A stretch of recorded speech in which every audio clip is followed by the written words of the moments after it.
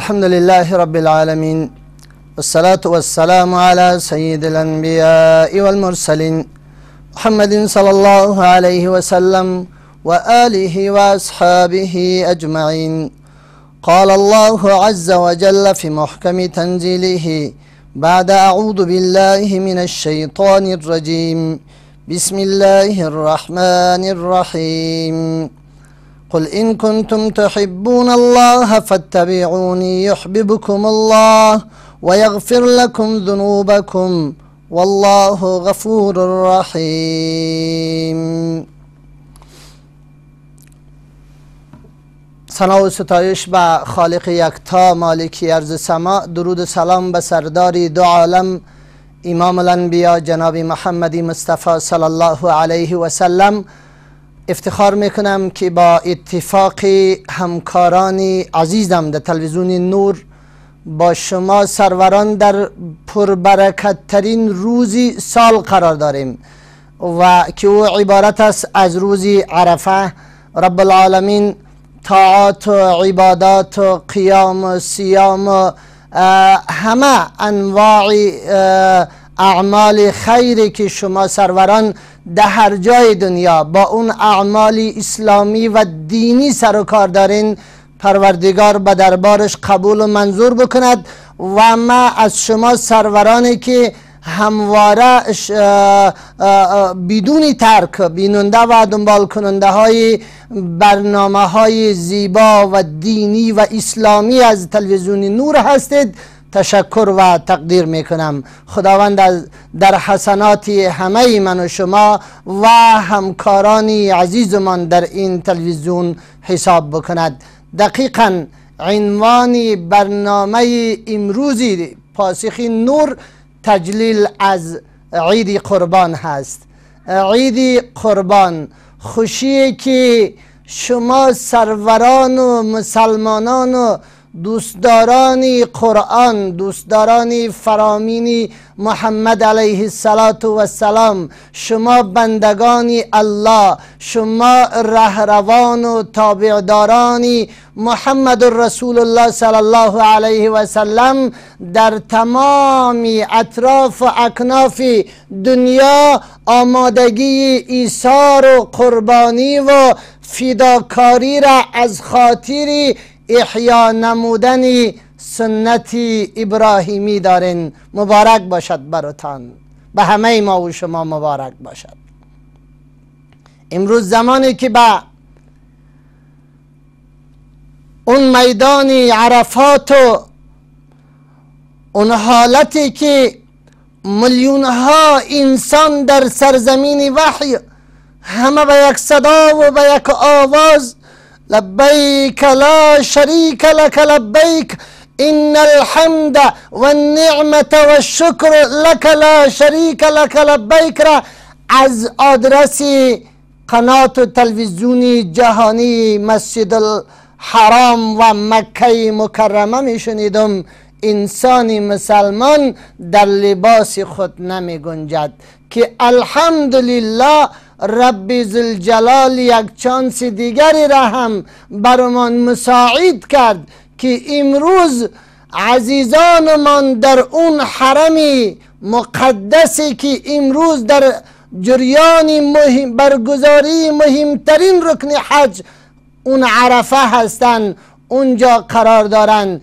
امروز بندگان الله در تمام اطراف و اکناف دنیا استقبال از عرفه و در آستانه تجلیل و برگزاری خوشیها و عیدشان در تمام اطراف و اکناف عالم هستند. الحمدلله به این صحتمندی، الحمدلله به این که با نعمتهای پروردگار زندگی میکنیم، الحمدلله به این که پروردگار چانسهای زیبایی را برای روزه گرفتن عرفه برمان مساعد کرده است. میدانین که روزه عرفه یک سال گناهان سال گذشته و یک سال آینده، یعنی یگانه روزی در سال که 2 سال گناهانی تو زن و مردی مسلمان را اگر روزهش گرفتی پاک میکند. سبحان الله، این عظمت و بزرگی اسلام هست. این ویژگی ها را قرآن ثابت می سازد. و السماء ذات البروج و اليوم الموعود و شاهد و مشهود. مراد از مشهود همین روز عرفه هست. محمد حسین از کابل بفرمایید.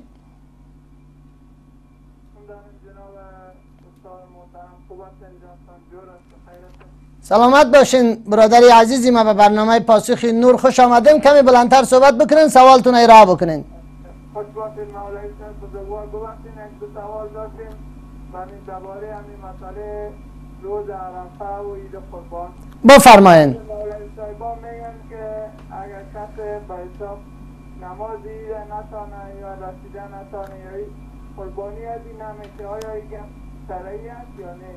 و اگر قربانی شانسش نماز عید است، پس اکثر ممکن است که جای نماز نیست که نماز خواهد به حساب نماز عید خوانده شود، همون نماز 5 وقت خوانده میشه.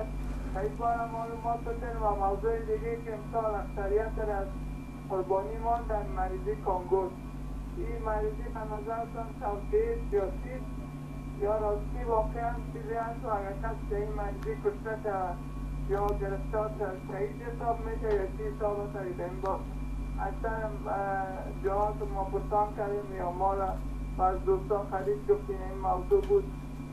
این چطور میشه قربانی جان قبول میشه نمیشه؟ اینجا میگه بهترین ایمان است ما در راه خدا قربانی کنیم. این بارا استاد معلومات بتن زحمت میشه ببخشید بسیار استاد بزرگوار. سلامت باشین، تشکر. انشاءالله بیننده باشین، امرتان شریک میسازم انشاءالله. پس دوستانی عزیز، در این آستانه و در این حالتی که ما تجلیل از عیدمان میکنیم، تجلیل از اون عیدی که پیامبر بزرگوار اسلام صلی الله علیه و سلم زمانی که به مدینه منوره تشریف آوردن دیدن که یهودی ها یک روزی را به نام خوشی داشتن، اونجا خوشی برگزار کردن. گفت برای ما در اسلام هذان یومان، 2 عید هست که شریعت برمان تعیین کرده است، پروردگارمان برمان تعیین کرده است. اون 2 عید عبارت هستند از عید سعید فطر و عید سعید الضحی. سروران من، برادران و خواهرانی که مشاهده کننده و بیننده های همیشگی برنامه های پاسخ نور هستید، این 2 عیدی را که ما فعلا در آستانه برگزاری عید سعید قربان الضحی هستیم، این 2 عید در اسلام هر دوشان گره خوردن به انجام ادای مناسک و مراسم خاص 2 رکن اسلام. عید سعید فطر که بعد از شبهای قدر، بعد از روزه گرفتن 1 ماه مبارک رمضان، اون رکن 3 اسلام، مسلمانان جهان در آخر ماه مبارک رمضان عیدی را تجلیل میکنن، شکر الله را ادا میکنن، خوشی ها را برپا میکنن به این خاطر که الحمدلله 1 رکن از ارکان برجسته اسلام را که همان روزه هست پشت سر گذراندیم. حالا خداوند عید در اختیار من گذاشته است، عید سعید فطر. محمد ناصر از بلخ بفرمایین.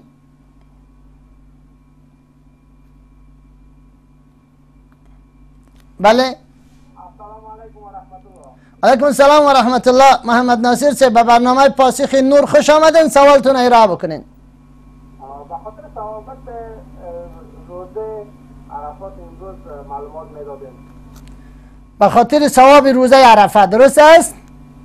دیگه مولوی صاحب امشب ما خیستیم 3 و 15 دقیقه دیگه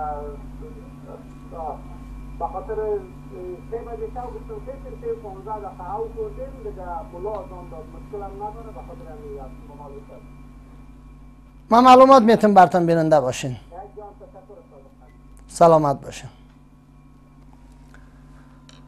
و عید سعید قربان عید دوم ما مسلمان هاست که این بستگی دارد به ادای مراسم و مناسک خاص یک رکن پنجم اسلام که همان حج است. الحمدلله امروز میدان عرصات، میدان عرفات مثل عرصات شباهت عام و تام است. اون روز هم مردم همه در یک محشر و در یک بیابان ایستاده هستند. امروز هم میلیون ها انسان از تمام اطراف و اکناف دنیا در عرفات ایستاده هستند و صدای لبیک لا شریک لک لبیک را سر میدهند و در تمام اطراف و اکناف دنیا مسلمان ها استقبال از عرفه و استقبال و تجلیل از عید سعید الضحی میکنند. خواهر ما دعا کردند که یکی از بینندگان از شما خواسته است برایش دعا کنید چون مشکلی سختی دارن. انشاءالله خواهم دعا میکنیم حتما انشاءالله.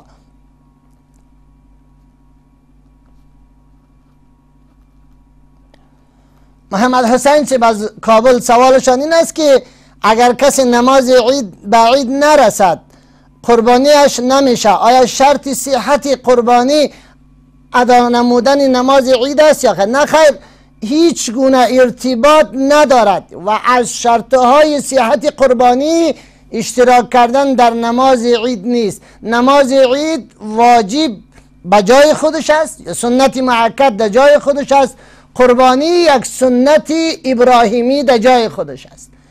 پس اگر مسلمانی در نماز عید اشتراک کرده نتواند بله قربانی خود را بعد از اینکه مطمئن شد که حالا نماز عید در عیدگاه های مسلمان ها در مملکت خوانده شده است که معمولا عید سعید الضحی کمی وقتش یعنی وقتتر هست، از طرف سحری وقتتر انجام می شود، انسان می تواند که بعد از ساعت 7 نیم قربانی خود از ذبح بکند و انشاءالله که قربانیش به دربار الله خامخا قبول است. خلیل از کابل بفرمایید. علیکم السلام و رحمت الله، خوش آمدین استاد به برنامه پاسخ نور. سوالتون ارائه بکنین.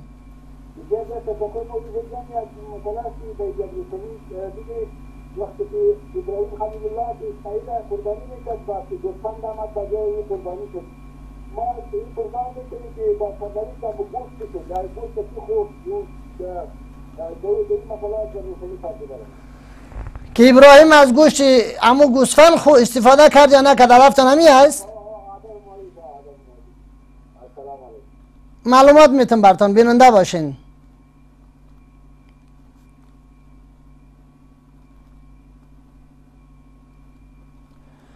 پس بله ساحاتی هستند، قریجاتی هستند که اونجا مردم از نماز عید محروم هستند گاه وقت، بله قربانیشان قبول است. یعنی از شرطهای صحت قربانی نماز عید نیست. نماز عید بجای خودش یکی از واجبات به نظر بعضی از فقها و یکی از سنتهای مؤکد به نظر فقهای حنفی است. پس کسانی که نماز عید از پیششان فوت شود یا در نماز عید اشتراک کرده بینا به عذرهای موجهی نتانند بله قربانی خود ذبح بکنن، قربانیشان و دربار الله قبول و منظور است، مستجاب است ان شاء الله که هیچ کمی و کاستی در قربانیشان حساب نمی شود. مطمئن باشین و راحت باشین.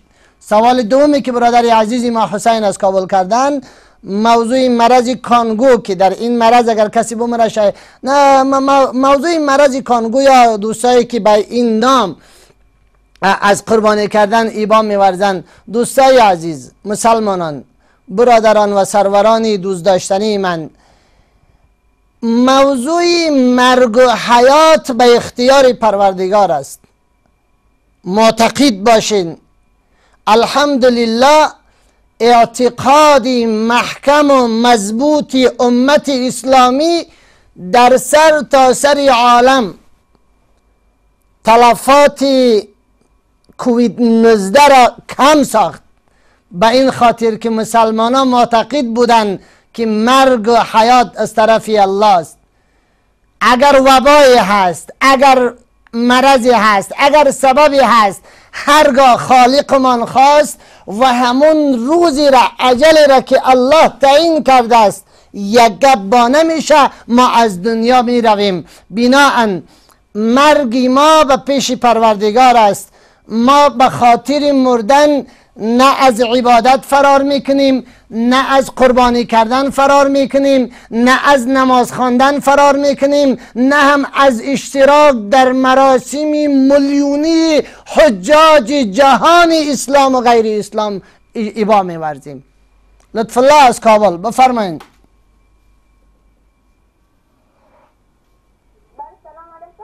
علیکم السلام و رحمت الله، بفرمایید.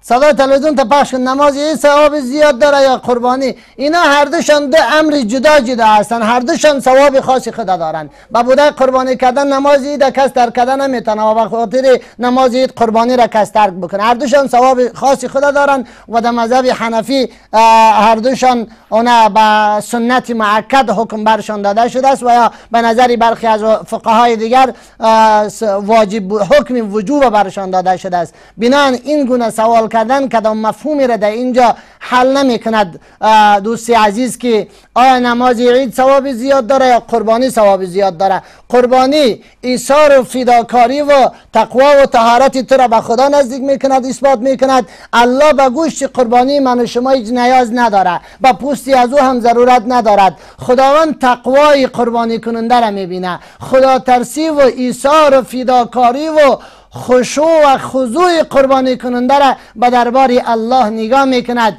که این بنده مسلمان من توسط ذبح کردن یک حیوان در راه خدا به نام قربانی از عید سعید اضحی آیا اخلاصمندانه تجلیل میکند، استقبال میکند یا خیر؟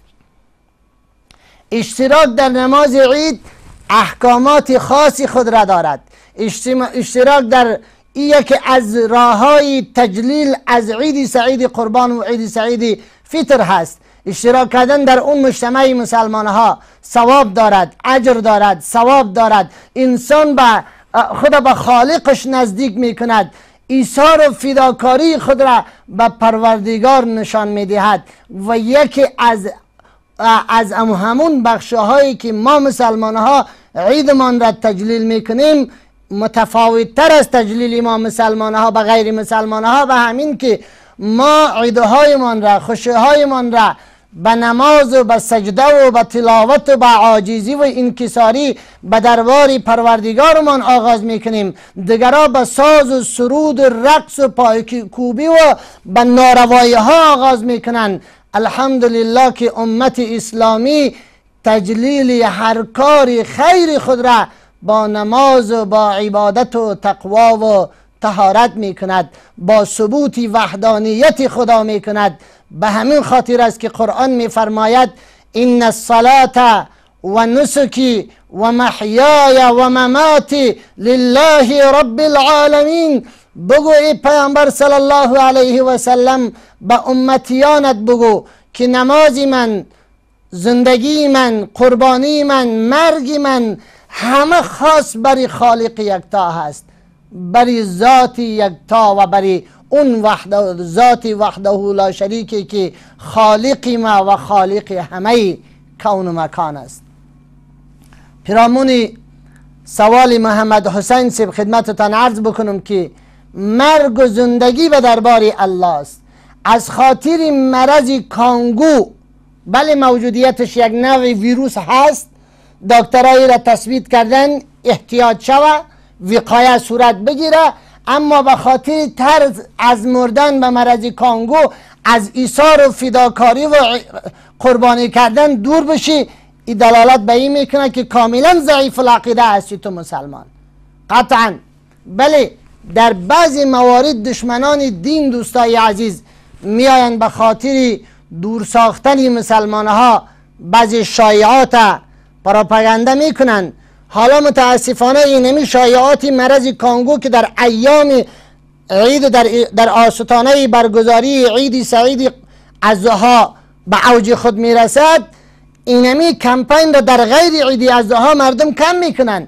اما اینجا چون یک تلاش است که مسلمان ها از ایثار و فداکاری و از تجلیل عیدشان پس بمانند، عقب زده شوند، اگر کسی بسیار زیاد در این مورد حساس می باشد، بله کسی را بگیرد از اقاربینش، یک مسلمانی که محتاج است حیوان خریداری بکند بیارد نگهداری بکند توسط قصاب. امروز در کل قریجات و نواحی و در کل اماکن و جایها موضوع ذبح کردن به توسط قصابه ها صورت میگیرد، بنابراین در اونجا توسط از او قربانی خود بکنند و از خاطر پروپاگاند و شایعات دروغی به نام مرض کانگو و چی و چینان باید مسلمان ها از ثواب عظیم قربانی از اون سنت ابراهیمی محروم نشوند. حالا وقفه داریم، یک رفت و برگشت کوتاه، دوباره با ما باشین. سلامت باشین. خب دوستای عزیز، دوباره خوش آمدین به برنامه پاسخ نور و عنوان برنامه امروزی ما تجلیل از عید سعید الضحی. دقیقا استقبال و تجلیل از عید سعید قربان و الضحی در حالتی می شود که توسط قربانی شما عزیزان و سروران در هر کجایی که قرار دارین اینجا الحمدلله فقرا صاحب گوشت می شوند و همراه با شما با او قربانی عید خود تجلیل می کنند. همچنان به صدقات و به نفقه های زیبای شما خواهران، مادران و پدران عزیزی من، فقرا و مستمندان، مظلومین و بینوایان صاحب لباس نو می شوند. الحمدلله ما قسمی که قبلا هم خدمتتان عرض کردم، این دو عید زیبای ما مسلمان ها، علاوه از این دو عید ما عید سوم در اسلام نداریم، عید فطر و عید الضحی. هر دوی از این بعد از ادای مراسم و مناسک دو رکن عظیم اسلام روزه و حج برگزار می شوند که مسلمان ها الحمدلله در سر تا سر عالم، چه دنیای اسلام هست و چه ممالک غیر اسلامی هست، از اعیاد و از عیدین خود تجلیل میکنن، استقبال میکنن. الحمدلله خانواده ها با خوشی ها دست پنجه نرم میکنن، لباس های نو خود خریداری میکنن، فرزندانشان را خوش نگاه میکنن، اهل و عیالشان را خوش نگاه میکنن. علاوه از خوش ساختن اهل و عیال و اقاربین، بینوایان را توجه صورت میگیرد و انشاءالله که ما تمام مراسم و محافل خود را خداوند برمان توفیق نصیب بکند تا اینکه در پاکی و طهارت و خوشی های را در امن و امان و زیبایی در سرتاسر جهان و خصوصا در مملکت زیبای من افغانستان الله رب العالمین یک امنیت سرتاسری را نصیب من بگرداند تا اینکه در سایه امنیت و اخوت و برادری عید سعید الضحی را برگزار بکنیم، برادری خود به اثبات برسانیم. بیاییم که با استفاده از ایام پربرکت عرفه و ذوالحجه، این دهه‌ای که پیامبر بزرگوار اسلام صلی الله علیه و سلم می‌فرمایند سراغ اون 10 روزی را ندارم که آفتاب و خورشید بالای آنها طلوع بکند و اون 10 روز بهتر و خوبتر از دهه ذوالحجه بوده باشند. خداوند طاعات و عبادات همه من و شما را به دربارش مستجاب بگرداند، از کمی ها و کاستی ها و گناهان من درگذر شود و توفیق من نصیب بکند که تجلیل عید را با اخوت و برادری بکنیم. پروردگار مسئولینی که در افغانستان به خاطر اخوت و اتحاد و اتفاق و برادری گام میبردارند، الله کمکشان بکند، نصرتشان بکند، الله یار و یاورشان باشد.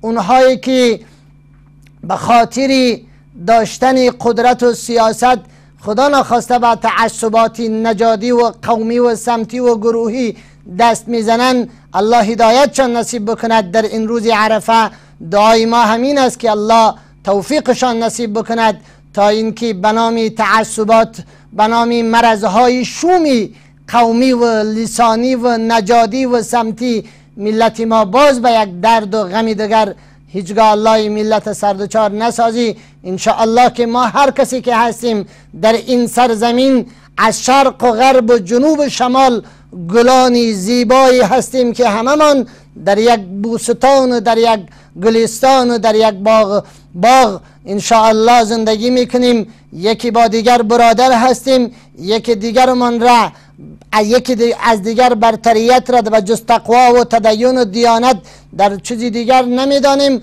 خداوند این عید ما را به خوبی سپری بکند، توفیق ما نصیب بکند تا اینکه در چینل و چوکات اخوت، برادری و عطوفت، مهربانی عید زیبایی را برگزار بکنیم و طاعات و عبادت خود را انجام بدهیم تا اینکه پروردگار را راضی بسازیم، خالقمان راضی شود. افتخاری را که امروز به فرشتگانش در میدان عرفه می کند، میگه به اهل عرفه الله افتخار می کند به فرشته ها که ببینین سیاه و سفید، شاه و گدا، پیر و جوان، زن و مرد، عرب و عجم به دو تا لباسی که کفنگونه هست به دربار من زبانشان تر هست در اون گرمای عرفات. خداوند خدمات مسئولین حرمین شریفین به دربارش قبول و منظور بکند و حجاج امت اسلامی را پروردگار به دربارش قبول و منظور بگرداند. دعاهای اونها را در حق اتحاد و وحدت امت الله رب العالمین قبول بکند و ماهایی که در هر کجایی از دنیا زندگی میکنیم دهنی به روزه باید خوب دعا بکنیم، خوب تلاوت بکنیم، خوب راز و نیاز بکنیم و عید خود را، خوشیهای خود را با اون اخلاق اسلامی باید تجلیل بکنیم، سپری بکنیم تا اینکه خدا ربمان از ما راضی باشد و به بندگی که داریم الله خدا، پروردگار خدا راضی کرده توانسته باشیم. محمد ناصر صاحب از بلخ سوال کردن که ثواب روز عرفه چی هست؟ ثواب روزه عرفه یک سال گناههای، یعنی گناهان یک سال گذشته و یک سال آینده را کسی که اخلاصمندانه این روزه گرفته است الله رب العالمین گناههای کوچکی 2 ساله انسان معاف میکنه. و یادتان باشد که این گونه یک روز را تجلیل در هیچ آیین دیگر وجود ندارد و تجلیل عرفه، روزه عرفه، ثواب روزه عرفه را جناب محمد رسول الله صلی الله علیه و سلم در حدیثی که امام مسلم سب روایت کردن به اثبات رسانده است که روزه عرفه یکفر سنة الماضیه و سنة القادمه، گناهانی کوچکی سالی گذشته و سال آینده را محو میکنه، نابود میکند. خداوند به ما و شما توفیق روزه گرفتن نصیب بکند. ساعتهایی که باقی مانده است به عزیزانی که من میدانم گرمی هست، سختی هست، اما دعا بکنین، حوصله بکنین، استقبال بکنین. میفهمین که فردا در آستانه برگزاری از عید هستین، از عید سعیدی از ضحی، عیدی که ابراهیم علیه السلام ایثار و فداکاری خود را نشان داد. الله رب العالمین دعاهای ما و شما را در حق ملت‌های مظلومی مسلمان در هر کجایی که هستند مستجاب بگرداند که اونها هم در فلسطین و در تمام ممالکی که مسلمان ها زیر شکنجه و زیر ظلم و استبداد قرار دارند خداوند به حالشان رحم بکند تا اینکه اونها هم این ایام پربرکت و این عید سعید قربان را با خوشی و به راضی ساختن پروردگارشان تجلیل بکنند. پس ثوابی از عرفه یک کمی که 2 ساله گناه های انسان معاف می شود. دوم دعایی که پیامبر صلی الله علیه و سلم خوانده است و انبیایی که قبل از پیامبر صلی الله علیه و سلم بودن در این روز دعای خاصی هست که دعا باید خوانده شود و دعاها مستجاب می گردند. انسان باید زبانش به اذکار و ذکر و تکبیر و تحمید و تسبیح، سبحان الله، استغفر الله، لا اله الا الله، الله اکبر. و یادتان باشد که از همین به نظر بعضی فقهای مذاهب اسلامی از اول دهه و به نظر فقهای حنفی از همین صبح امروز عرفه که ما و شما الحمدلله سپری کردیم بعد از نماز فجر تا آخرین روز ایام تشریق و وقتی ادای نماز شامی آخرین روزهای عید را بعد از هر نماز با آوازی بلند تکبیرات تشریق بخوانین.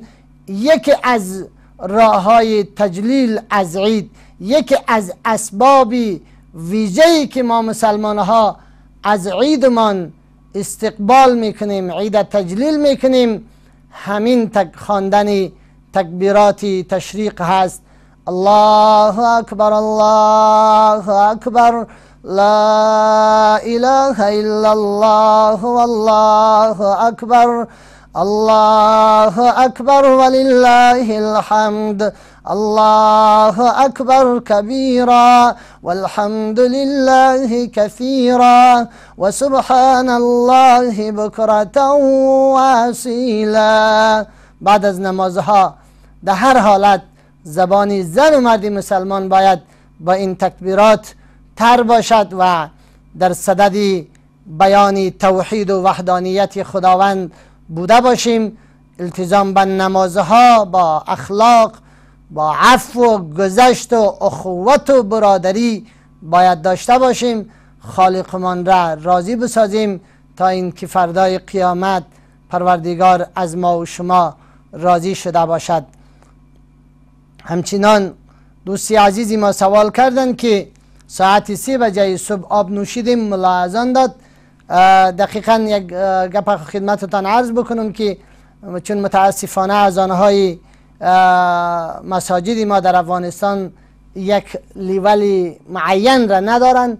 یک عالم مثلا در یک مسجد یک مؤذن نیم ساعت پیش اذان میته، در مسجد دیگر نیم ساعت بعد ببینید که اذان برآمد.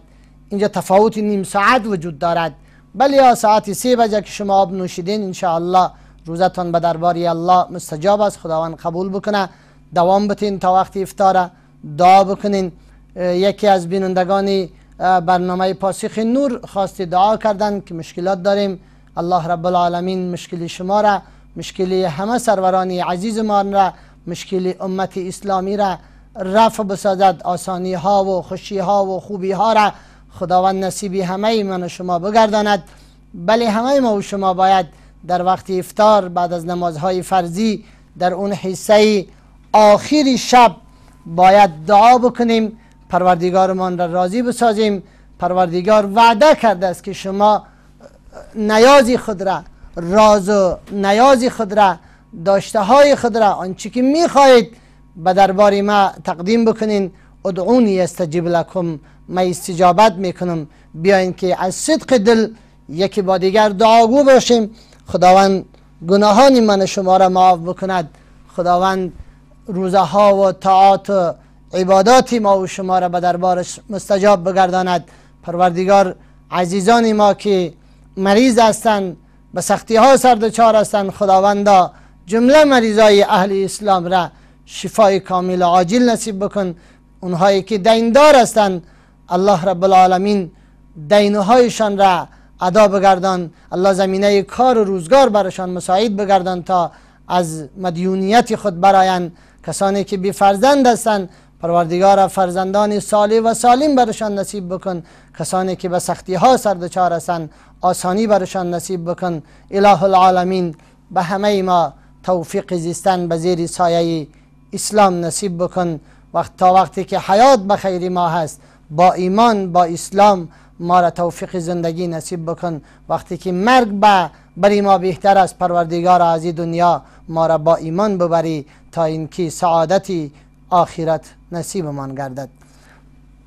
جناب خلیل صاحب از کابل سوال کردند که ابراهیم علیه السلام اسماعیل را ذبح کرد. بله همون داستانی مشهوری که گفت در خواب دیدم که ما تو را ذبح میکنم. قال یا ابت افعل ما تؤمر ستجدنی ان شاء الله من الصابرین. گفت پدر جان من اسماعیل در خواب میبینم که تو را ذبح میکنم، الله دستورم داده است که اسماعیل ذبح بکن. اسماعیلی که بعد از چقدر تلاش و زحمت و مشکلات الله او را نصیب ابراهیم و هاجر کرد، حالا نو اسماعیل برای رفتن افتاده است. به همون وقت شیرینی فرزند اسماعیل رسیده است. خالق امتحان میکند، یک بار دیگر ابراهیم امتحان میکند که ابراهیم تو باید اسماعیل در راه خدا ذبح بکنی و سنت ابراهیمی را به نمایان بگذاری تا قیام قیامت که امت محمد صلی الله علیه و سلم نیز از این سنت پیروی میکنند. گفت مشوره میکند یا بنی، ای بچگکی من در خواب دیدیم که تو را ذبح میکنم، نظر چی از چی مشوره میتی؟ به حدی گپ زدن رسیده است. اسماعیل میگه یا ابت افعل ما تؤمر ستجدنی ان شاء الله من الصابرین. ای پدر جانی من، آنچه که خالقت برات دستور میته تو مرا او را انجام بده، مرا از جمع صبر کنندگان میابی. ما فرزندی نافرمان نیستم، ما بچه بد اخلاق نیستم، ما بچه نیستم که از حرفهای ابراهیم سر باز زنم. این گونه فرزند خداوند نصیب ابراهیم کرده است. دعا بکنین که همیشه خداوند فرزندانتان را تابعدار و فرمانبردار و مطیع و منقاد و فرمانبردارتان بگرداند. امو که میگیم آل صالح، فرزندی نیک، به خاطر اینکه از فرزندی بد کسی خیر نمیبیند. مسئولیت ما و شما والدین است که برای صلاح فرزندانمان دعا بکنیم. بعد ابراهیم خداوند امتحان کرد، اسماعیل خوابان رو و قبله کرده هم گرفت.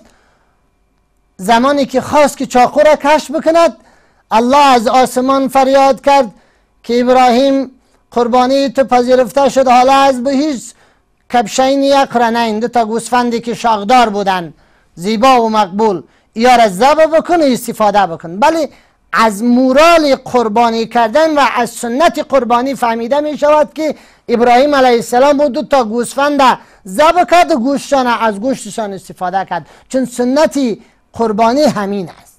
یعنی در سنت ها و مستحبات و آداب قربانی که یک بخشی از بخشهای تجلیل از عید سعید اضحی است، کجای نامده است که انسانی قربانی کننده باید از قربانی خود استفاده نکند. اگر این گونه یک گپی می بود، خامخا در سیرت و سنت ابراهیم و در فلسفه قربانی این گونه یک موضوع می بود. خداوند ما و شما را توفیق نصیب بکند، قربانی های ما و شما را به دربارش مستجاب بگرداند. و بعدش هم ابراهیم علیه السلام اون گوسفند را ذبح کرد و این سنت ابراهیمی تا قیام قیامت به امت محمدی صلی الله علیه و سلم نیز به میراث گذاشته شد. حالا این قربانی یکی هر مسلمان، چه در جریان برگزاری مناسک حج است، چه در ممالک اروپایی هست، غربی هست، ممالک افریقایی هست، آسیایی هست، مسلمانی که قربانی میکند، این در حقیقت ایثار و فداکاری و اخلاق و دیانت و تدین و تابعداری خدا به خدا ثابت میکند. خداوند به گوشت و پوست گاو و شتر و گوسفند و بز و قربانی های ما و شما نیازی ندارد. لینال الله لحومها ولا دماؤها ولکن یناله التقوی منکم. به خدا نه گوشتی از او میرسه نه پوستی از او میرسه، بلکه تقوا، خدا ترسی، دیانت، مسلمانی شما به خدا میرسه، ایمانداری شما را الله امتحان میکنه. پس بیاین که جنبندی بکنیم. تجلیل از عید قربان با اشتراک در نماز عید، با آماده ساختن یک رأس قربانی که بز است، گوسفند است، یا گاو هست یا شتر هست. بز گوسفند 1 ساله باشند، شتر باید 5 ساله باشد، گاو باید 2 ساله باشد. از این کم حیوان به قربانی درست نمیشه، الا گوسفندی که 6 ماهه هیکل و همو جسارتش مثل 1 ساله باشه، او هم اشاره آمده از به صحتش در نصوص شریعت. در بز گوسفند یک نفر اشتراک میکنه، قربانی میکنه. یک قربانی از یک خانواده هم انشاءالله که میشه. اما در گاو از 1 نفر شروع تا 7 نفر اجازه است. شتر هم همین گونه. وقتی قربانی بعد از ادا استقبال عید قربانی کردن است، بعد از ادا نمودن مراسم نماز عید هر کس می شتابد به خانه خود و به ذبح کردن و نمایان ساختن خشیت و خوف و تقوای خود با خداوند ذبح قربانیش را آغاز می کند. وقتی قربانی همان بعد از ادای نماز عید. اگر قبل از ادای نماز عید کسی قربانی کرد، او قربانی ثواب قربانی را نمیگیره، یک صدقه عادی به حساب می رود. پس استقبال و تجلیل عید با بتن کردن لباس های نو، با استفاده کردن از عطر و خوشبویی به خواهران و مادران در داخل خانه هایشان، محافل شخصیشان، اینی که خواهر ما حالا فتوا بگیره که والا مناسب در تلویزیون گفته است که عطر استفاده کردن از استقبال عید است، او را برای نفر خاص استفاده بکن، در خانه ایت استفاده بکن، در محفل زنای استفاده بکن. اینه که 7 قسم عطر و خوشبویی را استفاده بکنی و در کوچه و بازار و باز از خانت بیرون برای که 10 متر دورتر هم بوی از او به مشام نامحرم برسد و خود شامل همون زن ملعونی بسازی که میگه هر زنی که عطر استفاده میکند میبراید تا که بر میگردد او معصیت میکند معصیت و ناروایی گناه میکند. در این جمع خداوند خواهرای ما را نداشته باشد، حفاظت بکند. به مردا استفاده کردن، چون مردا در اون جلسه و در اون اجتماعی خاصی مسلمان ها اشتراک میکنن، استفاده کردن از بهترین روغن به سر و وضع خود. زن و مرد همگی استفاده لباس های نو، ولی در این عرصه زنها حق بیشتر دارند که واقعا هم مردای بیچاره هنوز از کار خلاص نیستن که اونا وقت 3 و 4 تا را استفاده کردن و خریدن آمادگی خود دارن، حقشان هم از نوش جانشان. و همچنان استقبال از عید صورت میگیرد. استقبال کردن از عید با ختم 30 درونی ها. ما سراغ دارم کسانی را که خود دانشمندانی اساتید پهنتون و دانشگاه ها و مدارس و اهل دین و خبره میدانند، اما قلبهاشان به اساس بعضی مثلا خفگی های فامیلی و قومی و قریه‌ای و مثل کونی دیگ وارسی ها، اما ایمان و شخصیت خود زیر سوال میبرند به این شکل که این روزی است که روزی ایثار هست، روزی گذشته هست، روزی عفو. خانواده های را سراغ دارم که سالها ترک صله رحمی کفر از در اسلام ناروا هست. ما باید وصل بکنیم، قطع نکنیم. و در این عرصه کسانی که میدانند مرتکب گناه میشوند و مؤاخذه پروردگار سردچار هستند. استقبال کردن عید با تقوا و خشیت و با اخلاق و ترحم و شفقت و همچنان با خدمت کردن به ملت از آدرسی ولاتی امور مملکت خداوند همه ما و شما را توفیق بندگی و توفیق تجلیل کردن درست از عید سعیدی از ها نصیب بکند. اینکه برنامه ما همینجا با آخر میرسد. تا برنامه های بعدی همه شما را با الله یکتا می سپارم. عید خوب و خوش داشته باشین. از طرف ما به تمام سرورانی که بیننده تلویزیونی نور و برنامه پاسخ نور هستند، عید همه تان پیشا پیش تبریک باشد. خداوند در 2 دنیا سعادتمند و کامیابتان داشته باشد. اقول قولی هذا استغفر الله لي ولكم ولسائر المسلمين واستغفروه انه هو الغفور الرحيم. السلام عليكم ورحمة الله وبركاته.